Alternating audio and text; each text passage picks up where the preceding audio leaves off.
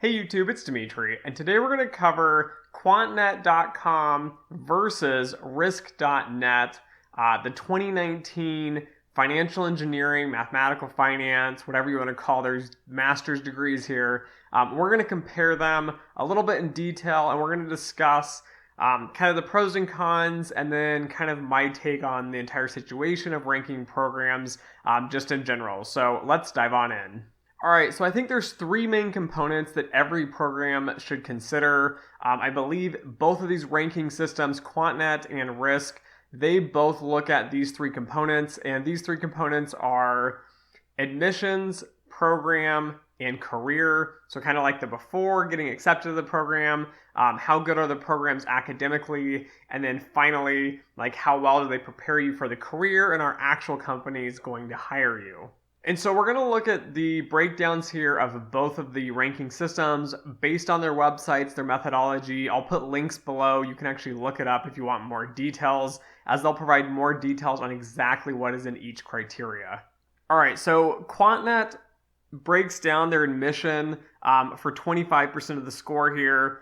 The admissions part is broken down into 15% GRE, 7.5% for your GPA, and 2.5% for the acceptance rate. So that basically indicates how picky the program is.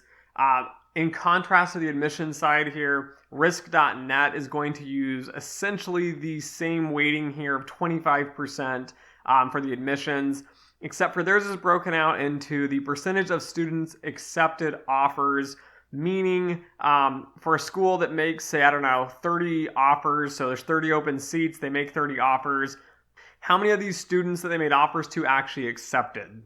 And then the second piece here is going to be the acceptance rate. This is the number of applications that were actually accepted by the program. So if there was say 100 applications, 30 people applied and took seats, it'd be, 30% because it's 30 out of 100. That's the acceptance rate.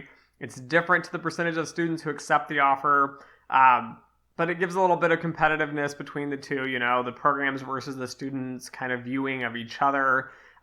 Again, I don't see much difference between the QuantNet versus Risk.net. I do like that QuantNet is actually based on performance, so GRE and GPA is performance related for the student, where the acceptance rate is only 2.5%. I think acceptance rate in general is almost the exact same as both of Risk.net's categories here. So the second piece here is going to be the actual program. QuantNet makes this quite simple. They just have a peer assessment. So what do other financial engineering programs that are being ranked, where do they feel these other schools fall in line? So where are your peers, other programs, where do they think you fall? I think it's pretty straightforward. It makes up 20%. Risk.net deviates a little here. They have 25% on their programs. Number of industry affiliate lectures. I think this is a really good category to have. Unfortunately, it only makes up 5% of their ranking for this overall program ranking. The second one is number of students. This is 5%. I'm assuming smaller is better according to their methodology here. The next one is student to teacher ratio. Again, this is something good to look at. You don't want mass programs, with like one teacher churning out 200-300 students. You're not going to get the best value here.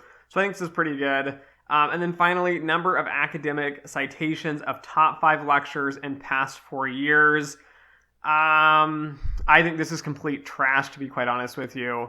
Yes, I would like to see more publishing in the financial engineering and quantitative finance realm. But that being said, there's really not a lot of academic influence in financial engineering. Yes, you have Paul Wilmont. I'll give him that. Pat on the back for him. But there's not a lot of research going on, guys. There's not a lot of PhDs for financial engineering as a field. Yes, there are some schools. No, I don't think there's significant research coming out of these institutions, at least nothing that I have seen that is groundbreaking, that is Black-Scholes, worthy of kind of making something happen. Anyways, yeah, it's 10%. I think it's way overrated. I think this is an academic's perspective. Whoever is doing the ranking at risk.net, I believe, is more of an academic and less of a practitioner. So let's just move on to careers here. QuantNet is going to do employment rate at graduation, 10%. Employment rate at 3 months, 15%. Starting salary, 20%. Employer survey, 10%. 55% of this is their overall kind of, attribute here for careers. Yeah, it looks pretty good, pretty straightforward. Again, there's a 5% more here versus the program. That's kind of their trade-off ranking. Risk.net is going to do almost the same thing. Its employment rate at 6 months, though, in finance. So they specify in finance.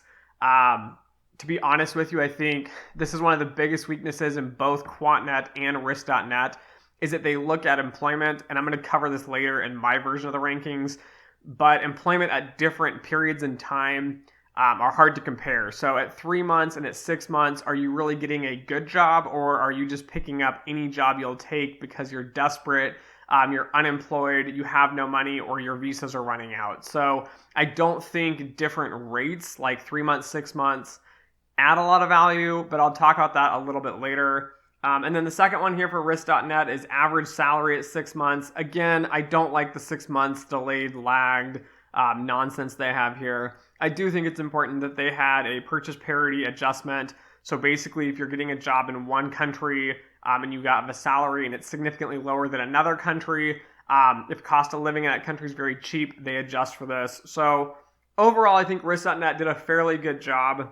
And if you look at this next slide here, this is just a pie chart to kind of show you how the programs divvied up their admissions program and career kind of selections here. To be quite honest with you, I think they're almost the same.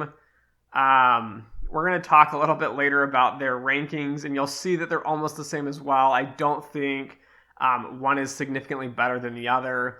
I know a lot of people will like Risk.net better in the sense that it ranks international programs. I'm not a big fan of this in a lot of reasons, and we'll cover that later as well. But one of the big issues here is that the United States, I know I'm biased, I'm from the US, we have the vast majority of the jobs, and I can't remember where I saw this, but the US makes up like 70% of all quantitative finance jobs in the world. So if you really want to work in quantitative finance, you're not going to go to some other country because it's convenient or you live there. You're going to come to the US because there's more jobs. The pay, even adjusted for like cost of living and all that, it's still going to be significantly better in the US. I've had job offers in the UK, so I can compare basically my comp there and cost of living I've looked at in London, which is ridiculous. Compared to the US, where I would actually make more in cost of living, even in New York City, is much cheaper than London. So let's keep on going here and give you my opinion. My opinion, if I was going to do a survey, again, I'm not going to rank programs for you guys. I know everyone wants me to, but I just don't have the time, and I really just don't have the data that I would like to use to rank these programs. I would rank mine out, though, with admissions at 15%, program at 45%, and career at 40%. I think the biggest piece here is the program, as you can see by my 45%. I think having a solid program will actually give you a solid career, so I don't see any advantage in weighting career more. I think admissions, while pickiness and choosiness of the admissions, that will kind of show itself in the program and career side. So if you accept students that are unqualified, don't have the background, are not professional, financial, quantitative finance people, they're not going to do well on the career side either. So I think a lot of the acceptance and the admission side here is just reflected more so in my rankings through the program and the career. I like the stuff that QuantNet did for the admission, so GRE, GPA, and acceptance rate, all at 5%. I don't think any one of them is significantly better. So moving on now to the program. I think the program is the most important part, as I mentioned. Program duration, I think, is something that is extremely lacking in almost every single program anywhere in the world. I do not think any financial engineering programs should be less than 2 years. I think 2 years is the bare minimum. I think all of them should be exactly 2 years. I think taking more time is just wasting time. I don't even want to call it wasting time, but I understand you're in a hurry to get a career going. The point of these masters is not as an academic perspective, but it's to get a job. That being said, a year and a half is not enough time to really learn financial engineering to the depths that you need. I emphasize this heavily because I think so many programs are out there just to make money off students, and they do not have the students' best interest at heart. their career placement is atrocious and terrible, and you screw your students and charge them a lot of money for nothing. So program duration, I think, should be increased. I think it should be a 2-year minimum for all programs. Next, I have number of quant classes at 20%. So why do I have this in here? Because I've seen so many programs, and I'm not going to point fingers on which ones, but a lot of these programs are ran by business schools. And a lot of the quality of students that come out of these programs is subpar. And the reason being, they're finance majors, right? They're not quants. They went to these programs, they took a bunch of finance classes, they took stochastic calculus, right? The big and scary class. They don't really teach it to you that well. You can't even generate your own equations or like your calculations for looking like calculating like an area under stochastic processes itself. I'm not happy with it. I don't think these programs have enough quantitative classes. I think it is one thing that I look at when we hire. I look at your class listing. I want to know what you took. So if you have 2 financial engineers from the same program, this guy took all like the stats and math and programming classes, and this guy took the core courses and then took a bunch of MBA and finance classes, capital markets, that nonsense stuff. It's junk, it's garbage, it's not helpful. Yeah, it's great. You learn how markets work, big deal. You can read this on your free time. You should be taking the high-end quantitative mathematics and statistics. So I think this is 20% of the program. I think this ranking alone would knock out the vast majority of top 10 programs because they're overinflated, which I'm going to talk about here in a second. But lastly, for the program, I want number of industry practitioners. I cannot drive this home enough. I liked this about risk.net, that they had the practitioner kind of part. The best programs, the best financial engineering is cutting edge. It's moving forward. It's not coming from academia. There's not professors in academia that are really focusing in on this. You need industry practitioners to bring real world problems, show you how what you learn in school doesn't necessarily apply to the real world. And so you have to actually use new skills, new methodologies, and you have to think creatively to do this. So I think having industry practitioners is crucial for this. I had 2 professors at Michigan when I went there that were industry practitioners. I learned more from the 2 of them than I learned from my other professors for the most part. They also brought in another guy to teach. We didn't have a textbook because what we were learning is not in textbooks. So it's cutting edge, right? That's what you need. You need industry practitioners, hands-on experience. You don't need a bunch of mumbo-jumbo academic nonsense, which a lot of these programs teach. And again, I rewind that into a lot of it's just generic business talk. And that leads us into the career part here. Career part, employment rate at 3 months, only quant jobs. Not finance jobs, not traditional finance jobs, not generic consulting jobs, not marketing jobs, not data cleaning and processing, not data science. I want real legitimate quant jobs. If it's data science in a bank doing quantitative finance, it counts. If you are doing sales and trading at a bank and the same person next to you at the same job has an undergraduate degree from, Wharton Business School, not a quant job. I don't know how to drive this home enough. This is where the rankings, I think, are complete garbage on both of these sites for a lot of things. Business programs, Masters of Finance programs are always going to rank higher because the jobs that these students are getting are business jobs. There's hundreds of thousands of these jobs all over the country, all over the world. Job placement is going to be high in these programs. Getting people into actual financial engineering jobs, actual quantitative finance and quantitative risk management jobs is very hard. There are not very many programs, and so the job placement on some of the best programs actually have terrible job placement, and it's not due to it being a poor program, it's because you're comparing a quantitative, real financial engineering degree to a fake, nonsensical business degree who's thrown on financial engineering and said, oh, STEM designated. Doesn't mean anything. You didn't actually learn the material. You can't actually derive and create financial products from scratch. You are not a financial engineer. If you're not working in quantitative finance, this does not count to my rankings. I would knock almost all these programs out. And then next is going to be starting salary, 10%. The third one here, my last one, is promotion within 2 years at 15%. This is very unrealistic to actually put in a ranking, but I felt I should put it in here for discussion purposes. Students are not going to follow up with you in 2 years. I know it's really hard for programs to keep track of students. Students don't really like to give back to their programs, which is really sad. Data is not going to be available, but I think this would be a key indicator of like good quality people, right? You got a quantitative finance job. There's the 2-year period, which is typically where you see your first promotion or job change. So I'd consider like a job change making more money, kind of like a promotion. You have good skills, you have good talents, you've proven yourself, and you've made it, right? You're progressing, you're a good influence on the industry and on your academic program. And finally here, I'm going to talk a little bit about the rankings. I just wanted to show you guys, I think they're almost the same. Princeton is number 1 in both, then Baruch, then UC Berkeley for the other program, and you can just switch them to get second and third. I'll let you look at this. One of the biggest no-nos, I think, on risk.net's ranking is at Columbia's financial engineering program, who is headed by Emmanuel Derman, who is a legitimate industry practitioner, who is a real financial engineer, who helped invent, the Black Derman toy model.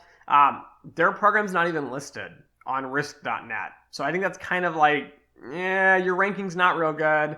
I'm not going to point out the specific ones on here, but if you want, you can look at these programs and see which ones are business programs, and then you can actually look at curriculums for the programs. They'll have similar names to the engineering and math programs, but it will not be the same, guys. It's not the same material. You're not going to go in the same depth, at least for the majority of them. Yes, some of these business programs, I'm sure, are bringing in like math department professors, but your PhD in finances aren't going to be able to teach the vast majority of this material. So these are the rankings. I think they're fairly similar. Again, RiskNet, it's great. They have like ETH Zurich, or University of Zurich. They have some other international ones. I think that's good. But I also think that leads to the issue of global comparisons are very challenging. And I think a lot of people ignore this. They want to say, Dimitri, the US isn't as great as everyone says it is. I want all of my programs on there, and I think we would be in top 10. I don't know how to break this to you, but I don't think your programs would be up there. The reason being is that it's hard to compare them, right? Like, it's hard for me to say, like, when someone asks, how is like Zurich's program? I don't know. Maybe it is, guys, a top 5 program. It's one of these best programs in the world. It's hard to tell just from looking at curriculum. It's hard to tell just the limited data you get. And something else that makes this comparison very challenging is that in the US, we require for a bachelor's degree 4 years. In other countries, so again, not all countries, but some other countries, they only require 3 years. The big difference here is the US is typically more well-rounded. We are required to take like sciences and English and political science and other classes that well-round us out. Whereas these other countries with their 3 years, they're going to be very focused in one area. So some people are going to say, well, Dimitri, of course you want someone focused. But at the same time, when you work in finance or you want to work for like a hedge fund, like, I don't know, 2 sigmas, 0.72, like other companies out there, they want creativity, and bringing creativity to quantitative finance, to the field, you really have to think outside the box. It's why there are physicists who actually kind of started a lot of the financial engineering grind with, the economists and the finance people. They all kind of came together and created a lot of the improvements and advancements in financial engineering. You need people from different backgrounds. You need to be well-rounded. My personal stance is I'd prefer you to have a US degree because you're more well-rounded. And then as we look at like the master's degrees, similar across the board, I think in most countries, 1 to 2 years. Again, most financial engineering programs are not going to be 2 years. I don't want to follow the way of data science and creating these joke master's degrees that are a year to a year and a half, where you're just collecting money for the sake of the school making money. But I think the take home here too at the PhD is if you have a PhD and it's 5 to 7 years in the US, it's a solid, legitimate PhD. Yes, you can get a 3-year PhD in the US. It's not worth that much. Most people know this. You're not going to be published in top journals when you publish your PhD dissertation, which is something else we look at. And then for other countries, right, it's typically 3 to 4 years, maybe 5. It depends where you're at again. But when you look at total education, right, the US, you're going to be starting much older. It's 10 to 13 years after high school to actually get going. Other countries, only 7 to 9 years. So I want the depth. I want the education. I want the experience. I want the deep rigor. I want the drive. I want people that are motivated. And all these different components play into this, guys. It's not just your education. It's not just like your acceptance rates. It's going to come down to programs. It's going to come down to the program selecting the right students, avoiding the pitfalls of just labeling finance people as financial engineers because you can use Excel and you took some easy breezy stats class and you took like an intro to stochastic calculus class and then you stamped your name on it and now you're a financial engineer. I don't think this is reasonable. But for the overall conclusion of this video, yes, I think quantnet.com and risk.net are almost the same.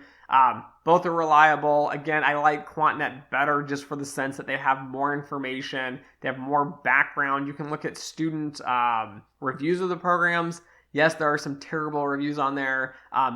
Weigh them with what you want. But again, there's a lot of information on QuantNet that I don't think you'll find on risk.net. But again, if you want like some global perspective, I think risk.net will be better because there are at least a few global programs. You could maybe look at your local program in some other country and say, well, in Europe, we fall close to Zurich in general, so maybe the financial engineering would be close to the same. But anyways, that's my take on quantnet.com and risk.net. I'm shocked somebody sent me the risk.net one. I had not seen it. I'd heard about it, but I'd never seen it. And then their website's so convoluted and messy, it's hard to find it. So thank you for the subscriber who pointed this out and wanted this video. Anyways, don't forget to share, like, and subscribe. And as always, until next time.